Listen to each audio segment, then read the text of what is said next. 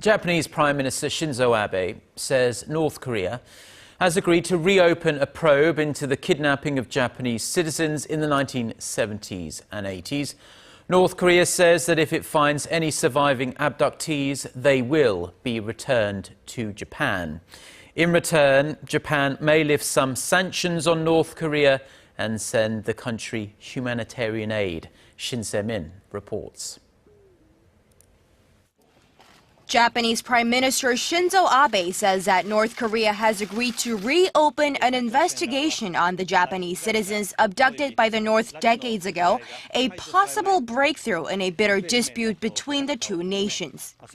In a brief statement to reporters Thursday evening, Abe announced that the agreement is just a first step towards resolving the abduction case. Until the day comes that the families of those abductees can hold their children in their arms, our mission is not over.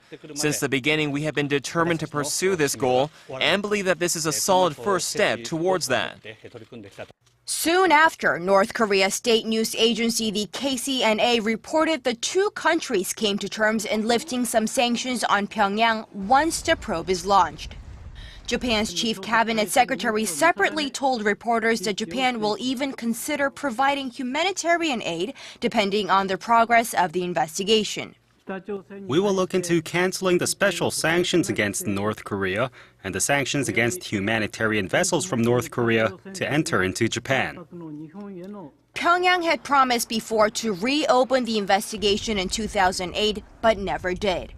The North had admitted in 2002 that it kidnapped 13 Japanese nationals in the 1970s and 80s to help train spies, 5 of whom returned to Japan.